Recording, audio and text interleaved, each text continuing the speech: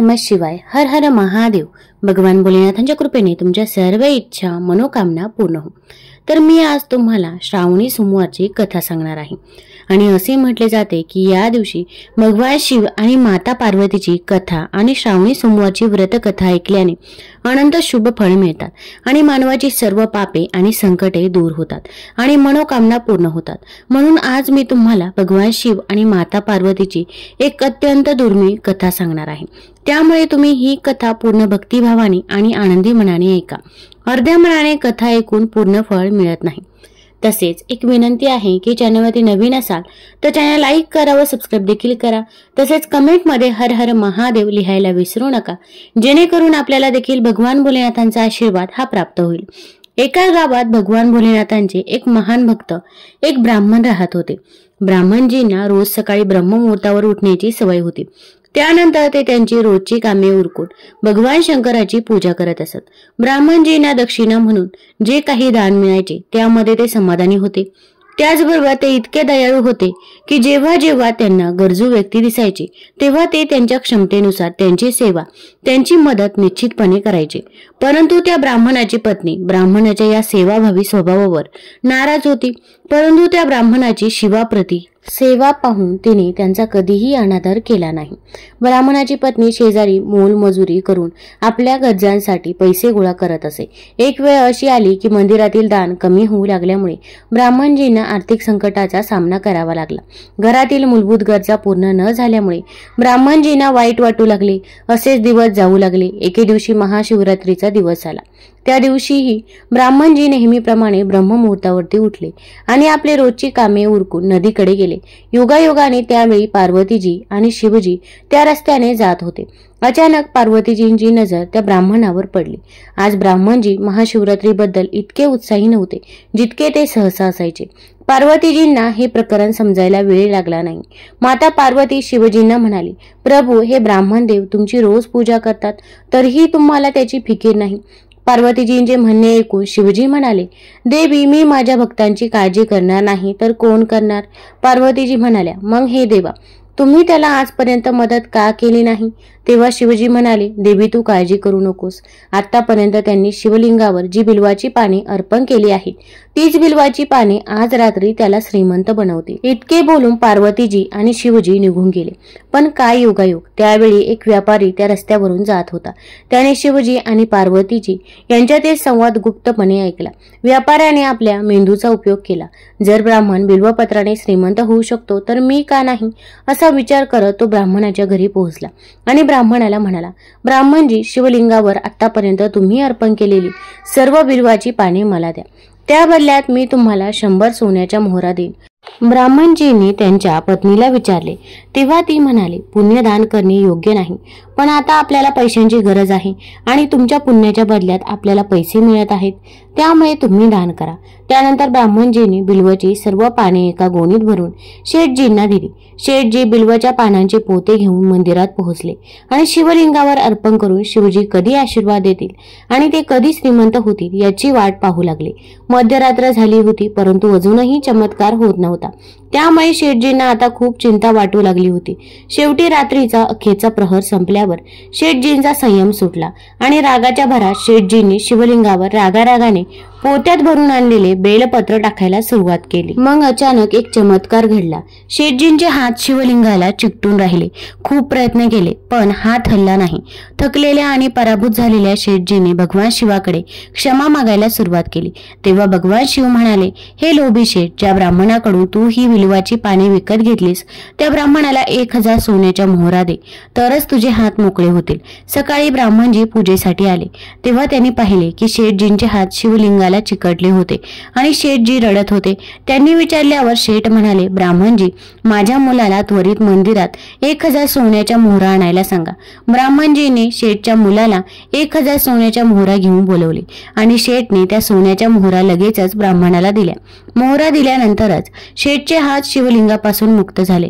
हे पाहून पार्वतीजी भगवान शिवांना विचारतात, हे भगवान, तुम्ही त्या शेठला लगेचच का माफ केलेत? शिवजी म्हणाले, देवी, माझ्याकडे द्यायला पैसे कुठे आहेत? पण तुम्ही आता पाहू शकता की माझा भक्त आता गरीब नाही. प्रिय भक्तांनो, भगवान शिव आणि देवी पार्वतीने त्या ब्राह्मणावर जी कृपा दाखवली, देव आपल्या सर्वांवर असेच आशीर्वाद देऊ. जय शंकर पार्वती, जय जय भोलेनाथ. आता आपण सर्व मनोकामना पूर्ण करणारी दुसरी कथा ऐकूया. ही कथा श्रवण केल्यावरच व्रत पूर्ण मानले जाते. असे म्हटले जाते की एकदा देवी पार्वती भगवान शिवाला तिचा पती म्हणून प्राप्त करण्यासाठी कठोर तपश्चर्या करत होती. तिची तपश्चर्या पाहून देवांनी देवीची इच्छा पूर्ण करण्यासाठी भगवान शिवाकडे प्रार्थना केली. शिवजींनी पार्वतीजींची परीक्षा घेण्यासाठी सप्त ऋषींना पाठवले. सप्त ऋषींनी भगवान शिवाचे शेकडो अवगुण सांगितले, परंतु पार्वतीजी महादेव व्यतिरिक्त इतर कोणाशीही लग्न करण्यास तयार नव्हत्या. त्यामुळे भोलेनाथांनी प्रकट होऊन माता पार्वतीला वरदान दिलं, परंतु लग्नापूर्वी सर्व वरांना त्यांच्या भावी पत्नीबद्दल खात्री हवी असते. म्हणूनच स्वतः शिवजींनी पार्वतीची परीक्षा घेण्याचे ठरवले. देवी पार्वती तपश्चर्या करत असताना एका मगरीने एका मुलाला जवळच्या तलावात पकडले. तो मुलगा जीव वाचवण्यासाठी जीवाच्या आकांताने ओरडत होता. मुलाची किंकाळी पार्वती मातेला ऐकू आली.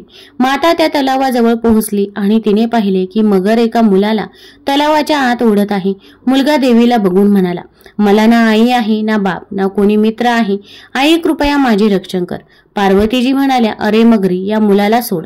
मगर म्हणाली, दिवसभर मी उपाशी आहे आणि आता मला माझे अन्न मिळाले आहे. ब्रह्मदेवाने या मुलाला माझ्या अन्नाच्या स्वरूपात पाठवले आहे, मग मी त्याला का सोडू? पार्वतीजींनी विनंती केली, तुम्ही त्याला सोडा. त्या बदल्यात तुम्हाला जे काही हवे आहे तर ते मला सांगा. मगर म्हणाली, मी त्याला एका अटीवर सोडू शकते. महादेवजींकडून तपश्चर्या करून तुम्ही जे वरदान घेतले आहे त्या तपश्चर्येचे फळ जर तुम्ही मला दिले तर मी या मुलाला सोडेल. मगरीचे हे बोलणे ऐकून पार्वतीजींनी लगेच होकार दिला. त्या म्हणाल्या, मी तुला माझ्या तपश्चर्येचे फळ द्यायला तयार आहे, पण तू या मुलाला सोड. मगरीने समजावले, विचार कर देवी, उत्साहात निर्णय घेऊ नकोस. तू जी हजारो वर्षे तपश्चर्या केली आहे ती देवांनाही शक्य नाही. या मुलाच्या जीवाच्या बदल्यात त्याचे सर्व फळ नष्ट होईल. पार्वतीजी म्हणाल्या, माझा निर्णय पक्का आहे. माझ्या तपश्चर्येचे फळ मी तुला देतो, परंतु तुझ्या मुलाला जीवनदान दे. मगरीने पार्वतीजींना तपश्चर्या करण्याची प्रतिज्ञा केली. तपश्चर्या होताच मगरीचे शरीर तेजस्वीपणे चमकू लागले. मगर म्हणाली, हे पार्वती, पहा, तुझ्या तपश्चर्येच्या प्रभावामुळे मी तेजस्वी झाली आहे. तू तुझ्या संपूर्ण आयुष्याची तपश्चर्या एका मुलासाठी वाया घालवली आहेस. तुला हवे असल्यास मी तुला तुझी चूक सुधारण्याची आणखी एक संधी देऊ शकते. पार्वतीजी म्हणाल्या, हे मगरी, मी तपश्चर्या पुन्हा करू शकते, पण तू या मुलाला गिळले असतेस तर त्याला त्याचे जीवन परत मिळाले नसते. काही वेळातच तो मुलगा अदृश्य झाला आणि मगरही नाहीशी झाली. पार्वतीने विचार केला की मी आधीची तपश्चर्या दान केली आहे, त्यामुळे आता मी पुन्हा तपश्चर्या सुरू करते. पार्वतीने पुन्हा तपश्चर्या करण्याचा संकल्प केला. भगवान शिव पुन्हा प्रकट झाले आणि पार्वतीला म्हणाले, तू आता तपश्चर्या का करत आहेस? पार्वती म्हणाली, प्रभू, मी माझ्या तपश्चर्येचे फळ दान केले आहे. तुम्हाला माझा पती म्हणून प्राप्त होण्यासाठी मी पुन्हा तीच कठोर तपश्चर्या करून तुम्हाला प्रसन्न करीन. महादेव म्हणाले, पण ती मगर आणि तो मुलगा या दोन्ही रूपात मीच होतो. तुमच्या मनातील सुख दुःख प्रत्येक जीवात अनुभवता येते की नाही याची चाचणी करण्यासाठी मी हे नाटक तयार केले आहे. अनेक रूपात दिसणारा मी एकटाच आहे. मी अनेक देहात अपरिवर्तनीय आहे. तू तुझी तपश्चर्या मलाच दिली आहेस, त्यामुळे आता तपश्चर्या करण्याची गरज नाही. देवीने महादेवाला प्रणाम केला आणि प्रसन्न मनाने त्यांचा निरोप घेतला. जय शंकर पार्वती, बोला बाबा भोलेनाथ की जय. एकदा नारदजींनी भोलेनाथजींची स्तुती केली आणि विचारले, प्रभू, तुम्हाला प्रसन्न करण्याचा सर्वात चांगला आणि सोपा मार्ग कोणता आहे? हे त्रिलोकीनाथ, तू अपरिवर्तनीय आणि निस्वार्थ आहेस. तुम्ही सहज प्रसन्न होता, तरीही मला तुम्हाला काय आवडते हे जाणून घ्यायचे आहे. तेव्हा शिवजी म्हणाले, नारदजी, मला माझ्या भक्ताची भावना सर्वात जास्त आवडत असली तरीही तुम्ही विचारले म्हणून मी तुम्हाला सांगतो. पाण्याबरोबरच मला बिल्वची पाने खूप आवडतात. जे मला भक्तिभावाने अखंड बिल्व पाणी देतात त्यांना मी माझ्या जगात स्थान देतो. भगवान शंकर आणि माता पार्वतीची प्रार्थना करून नारदजी वैकुंठात गेले. त्यांच्या जाण्यानंतर पार्वतीजींनी शिवजींना विचारले, हे भगवान, तुम्हाला बिल्वची पाने इतकी का आवडतात हे जाणून घेण्याची मला तीव्र इच्छा आहे. कृपया माझी उत्सुकता पूर्ण करा. तेव्हा शिवजी म्हणाले, हे देवी, बिल्वाची पाने माझ्या केसांसारखी आहेत. बिल्वाचे त्रिपत्र म्हणजे 3 पाने म्हणजेच ऋग्वेद, यजुर्वेद आणि सामवेद आहेत. बिल्वाच्या शाखा हे सर्व शास्त्रांचे स्वरूप आहेत. तुम्ही बिल्ववृक्षाला तुम्ही पृथ्वीचा कल्पवृक्ष समजा, जो ब्रह्मा, विष्णू आणि शिवा स्वरूप आहे. हे पार्वती, स्वतः महालक्ष्मीचा जन्म शैल पर्वतावर बिल्ववृक्ष रूपाने झाला. हे देखील कारण आहे की बेलाचे झाड मला खूप प्रिय आहे. महालक्ष्मीने बिल्वाचे रूप घेतले हे ऐकून पार्वतीजी उत्सुक झाल्या. पार्वतीजींना त्यांच्या कुतूहलातून निर्माण झालेली उत्सुकता थांबवता आली नाही. त्यांनी विचारले, देवी लक्ष्मीने बिल्ववृक्षाचे रूप का घेतले? ही गोष्ट मला सविस्तर सांगा. भोलेनाथ देवी पार्वतीला कथा सांगू लागले. हे देवी, सत्ययुगात ज्योतिरूपामध्ये माझ्या अंगाचे रामेश्वर लिंग होते. देवांनी त्याची यथोचित पूजा केली आणि त्याचा परिणाम असा झाला की माझ्या कृपेने वाणी देवी सर्वांची लाडकी झाली. ती भगवान श्रीहरी विष्णूंना नेहमीच प्रिय होती. माझ्या प्रभावामुळे भगवान केशवांच्या हृदयात वाघदेवीबद्दल जे प्रेम निर्माण झाले ते स्वतः लक्ष्मीजींसाठी नव्हते. लक्ष्मी देवीच्या हृदयात श्रीहरीप्रती काही अंतर निर्माण झाले. ती चिंतित आणि रागवली आणि शांतपणे परस्पर श्री शैल पर्वताकडे गेली. तेथे तिने तपश्चर्या करण्याचे ठरवले आणि सर्वोत्तम जागा निवडण्यास सुरुवात केली. महालक्ष्मीने सर्वोत्तम स्थान ठरवून माझ्या लिंगाच्या मूर्तीची कठोर तपश्चर्या सुरू केली. तिची तपश्चर्या दिवसेंदिवस उग्र होत होती. हे परमेश्वरी, काही वेळाने महालक्ष्मीने माझ्या लिंगाच्या मूर्तीतून वृक्षाचे रूप घेतले आणि तिच्या पानांनी आणि फुलांनी माझी अखंड पूजा करू लागली. अशा प्रकारे महालक्ष्मीने 1 कोटी वर्ष माझी नितांत पूजा केली. शेवटी तिला माझी कृपा झाली. मी तिथे प्रकट झालो आणि देवीला या तीव्र तपश्चर्येच्या इच्छेबद्दल विचारल्यानंतर मी तिला वरदान देण्याचे मान्य केले. महालक्ष्मीने विचारले की माझ्या प्रभावामुळे श्रीहरींच्या हृदयात वाघदेवीबद्दल जे प्रेम उत्पन्न झाले आहे ते संपावे. शिवजी म्हणाले, मी महालक्ष्मीला समजावून सांगितले की श्रीहरीच्या हृदयात तुझ्याशिवाय कोणावरही प्रेम नाही. त्याचे वाघदेवीवर प्रेम नसून भक्ती आहे. हे ऐकून लक्ष्मीजी प्रसन्न झाल्या आणि पुन्हा श्री विष्णू यांच्या हृदयात स्थायिक झाल्या आणि सतत त्यांच्यासोबत राहू लागल्या. हे पार्वती, महालक्ष्मीच्या हृदयाचा एक मोठा विकार अशा प्रकारे बरा झाला. त्यामुळे हरिप्रिया अत्यंत भक्तिभावाने त्याच वृक्षाच्या रूपाने माझी पूजा करू लागली. हे पार्वती, यामुळे बिल्ववृक्ष, त्याची पाने, फळे, फुले इत्यादी मला फार प्रिय आहेत. मी निर्जन ठिकाणी बिल्वाचा आश्रय घेऊन राहतो. बिल्व हे तीर्थम आणि सर्व देव मानले पाहिजे, यात अजिबात शंका नाही. जो भक्त मला बिल्वाची पाने, बिल्वाची फुले, बिल्वाचे झाड किंवा बिल्वाचे लाकूड चंदनाने पूजन करतो तो मला प्रिय आहे. बिल्वला शिवासारखे समजा. ते माझे शरीर आहे. जो माझे नाव बिल्वावर चंदनाने लिहून मला अर्पण करतो त्याला मी सर्व पापांपासून मुक्त करून माझ्या जगात स्थान देतो.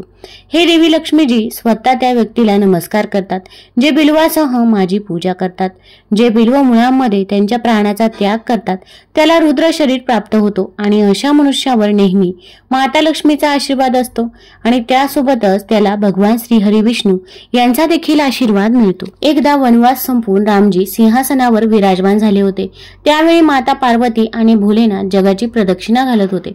तेव्हा भोलेनाथांनी पाहिले की रामजींच्या आजोबांच्या श्राद्ध भंडाराचे आयोजन केले जात आहे. तेव्हा भगवान भोलेनाथांनी विचार केला, मी सुद्धा रामजींच्या घरी जातो. या बहाण्याने मलाही रामजींचे दर्शन घडतील. मग भोलेनाथ माता पार्वतीला म्हणाले, हे गौरा, तू कैलास धामवर जा आणि आमच्यासाठी अन्न शिजवा. मी जरा उशिरा येईन. तेव्हा मातेने होकार दिला आणि माता कैलास धामला गेली. तर इकडे भोलेनाथ रामजींच्या घरी पोहोचले आणि ब्राह्मणांसोबत एका पंक्तीत बसून भंडारा खाऊ लागले. नंतर माता जानकीने ब्राह्मणांना पोट भरून अन्न दिले. अन्न खाल्ल्यानंतर सर्व ब्राह्मण उठले आणि निघून गेले, पण भोलेनाथ तसेच बसून राहिले. मग माता सीता, लक्ष्मणजींच्या पत्नी माता उर्मिलाला म्हणाली, सर्व ब्राह्मण उठले आणि निघून गेले का? मग माता उर्मिला म्हणाली, सर्व ब्राह्मण तर उठून निघून गेले आहेत, फक्त एकच बसला आहे. तेव्हा माता जानकी म्हणाली, ठीक आहे, असं वाटत आहे त्याला थोडी जास्त भूक लागली असावी, त्यामुळे त्याला अधिक अन्न द्या. मग माता सीता आणि माता उर्मिला आणि सर्व दासींनी भोलेनाथला मनसोक्त भोजन द्यायला सुरुवात केली. भोलेनाथ जेवत राहिले, पण भोलेनाथांची भूक भागली नाही आणि ते जेवतच राहिले. माता जानकीच्या स्वयंपाकघरातील सर्व जेवण संपले, पण भोलेनाथ उठले नाहीत. मग माता सीता पाणी घेऊन भोलेनाथकडे गेली आणि म्हणाली, बाबा, थोडे पाणी प्या. तेव्हा भोलेनाथ म्हणाले, मी अर्धे अन्न खाईन, तेव्हा पाणी पिन. आता माता सीता विचार करू लागली, अजून अर्धेही अन्न खाऊन झाले नाही. माता जानकीने पुन्हा सामान मागून भोलेनाथांना मनसोक्त अन्न खायला दिले, पण भोलेनाथ अजूनही थांबायला तयार नव्हते. तितक्यात माता कैकेयी तेथे आली आणि म्हणाली, काय झालंय बेटी, तुम्ही सर्व काळजीत का दिसत आहात? तेव्हा जानकी म्हणाली, माता, सर्व ब्राह्मण उठून गेले, फक्त हाच उरला आहे जो उठत नाही. आता मी काय करू? मग माता कैकेयीने पुन्हा जेवणाचे सामान मागवले. इतक्यात भोलेनाथांनी हाक मारली, ए माता, मला खूप भूक लागली आहे. तेव्हा माता जानकी म्हणाली, बाबा, नुकतेच पीठ भिजवले आहे, मला काही पुऱ्या शिजवून द्या, मग आणते. तेव्हा भोलेनाथ म्हणाले, ते भिजलेले पीठ आणा. आता भोलेनाथांनी सर्व पीठ, डाळी आणि तांदूळ स्वयंपाकघरात नेण्यापूर्वी संपवले. पराभूत माता सीता धावतच रामजींकडे गेली आणि म्हणाले, काय झाले जानकी, तू इतकी काळजीत का दिसत आहे? माता सीता म्हणाली, सर्व ब्राह्मण उठून निघून देखील गेले आहेत, फक्त एकच ब्राह्मण बसला आहे, जो सर्व भांडार रिकामे करत आहे. रेशन आणल्यावर रेशन देखील स्वयंपाकघरात जाण्याआधीच पोते संपवले जात आहेत. तेव्हा रामजी म्हणाले, मला पाहू दे की ती व्यक्ती कोण आहे. जेव्हा प्रभू श्रीराम तेथे पोहोचले तेव्हा त्यांना पाहताच त्यांनी ओळखले की हे माझे भोलेनाथ आहेत. रामजींनी मनातल्या मनात भोलेनाथला वंदन केले आणि म्हणाले, जानकी यांना कोणीही अन्न देऊ शकत नाही, फक्त अन्नपूर्णाच त्यांना अन्न खाऊ घालू शकते. आणि रामजींनी मनातल्या मनात माता पार्वतीला हाक मारली. तेव्हा माता पार्वती तिथे प्रकट होऊन म्हणाल्या, काय झाले श्रीराम, तुम्हाला माझी आठवण का आली? रामजी म्हणाले, माता, हे बाबा उठत नाही, जरा बघा. माता पार्वतीजी म्हणाल्या, हे तर मला म्हणाले होते की पार्वती, कैलासावर जेवण, आपण दोघे एकत्र अन्न खाऊ, आणि स्वामी स्वतः इथेच जेवत आहे. तेव्हा माता पार्वतीजी म्हणाल्या, थांबा, मी बघते. आणि मातेने भोलेनाथजींच्या ताटात एक लाडू ठेवला. भोलेनाथजीने तो लाडू खाण्यास सुरुवात केली. आता भोलेनाथ खात राहिले, पण लाडू काही संपत नव्हता. भोलेनाथ विचार करू लागले, हा लाडू संपत का नाही आणि हा ओळखीचा लाडू का दिसत आहे? भोलेनाथजी विचार करू लागले की हा कोणता लाडू माता सीता त्यांनी खायला दिला आहे. मग त्यांनी माता सीतेकडे पाहिले तेव्हा अन्नपूर्णा माता पार्वती स्वतः कपाळावर लाल बिंदी लावून समोर उभी होती. माता म्हणाली, अजून किती लाडू देऊ? आता पार्वतीला पाहून भोलेनाथ म्हणाले, पुरे झाले आणि माझे पोटही भरले आहे.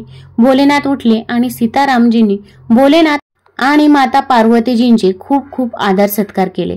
तेव्हा भगवान भोलेनाथ प्रसन्न झाले आणि त्यांना वरदान दिले. माता जानकीला अनंत काळासाठी सौभाग्यवती राहण्याचे वरदान दिले व त्यानंतर दोघेही अंतर्धान विलीन झाले. बोला जय जय भोलेनाथ. प्रिय भक्तांनो, आता ही कथा अत्यंत श्रद्धेने आणि प्रसन्नतेने ऐका. भगवान श्री कार्तिकेय हे शिव आणि पार्वतीचे पुत्र असून ते सदैव बालकाच्या रूपात असतात, परंतु त्यांच्या या बाल स्वरूपामागे एक रहस्य आहे. एकदा भगवान शंकरांनी पार्वती सोबत जुगार खेळण्याची इच्छा व्यक्त केली. खेळात भगवान शंकरांनी सर्वस्व गमावले. हरल्यानंतर भोलेनाथ आपली लीला घडवत पानांचे कपडे घालून गंगेच्या तीरावर गेले. जेव्हा कार्तिकेयला सर्व प्रकार कळला तेव्हा ते सर्व वस्तू परत घेण्यासाठी माता पार्वतीकडे आले. यावेळी खेळामध्ये माता पार्वती हरली आणि कार्तिकेय भोलेनाथांचे सर्व सामान घेऊन परत गेले. आता इकडे माता पार्वती सुद्धा काळजी करू लागली की सर्व सामान गेले आणि भोलेनाथही गेले आहेत. पार्वतीने त्यांची व्यथा त्यांचा प्रिय पुत्र गणेश याला सांगितली. त्यामुळे मातृभक्त गणेश स्वतः भगवान शंकरांकडे जुगार खेळायला गेला. गणेशजींनी खेळ जिंकला आणि परत आल्यावर त्यांच्या विजयाची बातमी माता पार्वतीला सांगितली. यावर माता पार्वती म्हणाली, तू तुझ्या वडिलांना सोबत आणायला हवे होते. गणेशजी मग भोलेनाथजींच्या शोधासाठी निघाले. हरिद्वारमध्ये त्यांनी भोलेनाथजींची भेट घेतली. त्यावेळी भोलेनाथ भगवान विष्णू आणि कार्तिकेय सोबत भ्रमण करत होते. पार्वतीजींवर रागवलेल्या भोलेनाथने परत येण्यास नकार दिला. भोलेनाथचा भक्त रावणाने मांजरीचे रूप धारण केले आणि गणेशजींचे वाहन मूषक यांना घाबरवले. मूषक गणेशजींना सोडून पळून गेला. या बाजूला भगवान श्रीहरी विष्णूंनी भोलेनाथाच्या इच्छेनुसार फाशाचं रूप धारण केलं होतं. गणेशजींनी भोलेनाथला आई दुःखी असल्याबद्दल सांगितलं. यावर भोलेनाथ म्हणाले, आम्हाला नवीन फासे बनवले आहेत. जर तुझी आई पुन्हा खेळ खेळायला तयार झाली तर मी परत जाऊ शकते. श्री गणेशजींच्या आश्वासनावर भोलेनाथजी परत पार्वतीजींकडे गेले आणि खेळ खेळण्यास सांगितले. यावर पार्वतीजी हसल्या आणि म्हणाल्या, तुमच्याकडे अजून काय आहे ज्याने खेळ खेळता येईल? हे ऐकून भोलेनाथ शांत झाले. तेव्हा नारदजींनी त्यांना वीणा आणि इतर गोष्टी दिल्या. त्या खेळात श्री भोलेनाथ प्रत्येक वेळी जिंकू लागले. 1-2 फासे फेकल्यानंतर गणेशजींना समजले आणि त्यांनी भगवान विष्णूने फास्याचे रूप धारण करण्याचे रहस्य माता पार्वतीला सांगितले. सर्व ऐकून पार्वतीजींना राग आला. रावणाने मातेला समजवण्याचा प्रयत्न केला, पण तिचा राग कमी झाला नाही आणि रागाच्या भरात तिने भोलेनाथजींना शाप दिला की गंगेच्या प्रवाहाचे ओझे तुझ्या डोक्यावर राहील. नारदजींना कधीही एका ठिकाणी न राहण्याचा शाप होता. भगवान विष्णूजींना शाप दिला होता की हाच रावण तुमचा शत्रू होईल आणि रावणाला विष्णू तुमचा नाश करील असा शाप दिला होता. देवी पार्वतीजींनी कार्तिकेयाला कधीही तरुण न होण्याचा शाप दिला होता. यावर सर्वांची चिंता वाढली. तेव्हा नारदजींनी आपल्या विनोदी बोलण्याने मातेचा राग शांत केला. तेव्हा मातेने वरदान मागायला सांगितले. नारदजी म्हणाले की तुम्ही सर्वांना वरदान द्या तरच मी वरदान मागेन. पार्वतीजींनी होकार दिला. तेव्हा भगवान शंकरजींनी कार्तिक शुक्ल तिथीला जुगारामध्ये जिंकणाऱ्यांना वर्षभर विजयी राहण्याचं वरदान मागितलं. भगवान विष्णूजींनी त्यांच्या प्रत्येक लहान मोठ्या कार्यामध्ये यश मिळण्याचे वरदान मागितले. पण कार्तिकेयाने सदैव बालक राहण्याचे वरदान मागितले आणि सांगितले की मला कामुक इच्छांचा संसर्ग होऊ नये आणि मी सदैव परमेश्वराच्या स्मरणात तल्लीन राहावे. शेवटी नारदांनी देवऋषी होण्याचे वरदान मागितले. माता पार्वतीने रावणाला सर्व वेदांचे सुंदर स्पष्टीकरण दिले आणि सर्वांना तथास्तु म्हणाले. कार्तिकेयाच्या जन्मापूर्वी जेव्हा तारकासुराच्या अत्याचाराने सर्व देवांना त्रास होत होता तेव्हाच भगवान शंकरांनी पार्वतीचं पाणी ग्रहण केलं होतं आणि तेव्हा 6 मुखी कार्तिकेयाचा जन्म झाला. त्यानेच तारकासुराचा वध केला. जय भगवान शंकर पार्वती. तुम्हा सर्वांचे मनपूर्वक आभार. तुम्हाला जर ही कथा आवडली असेल तर मित्रपरिवारासोबत जरूर शेअर करा. चॅनलला लाईक करा, सबस्क्राईब करा. धन्यवाद.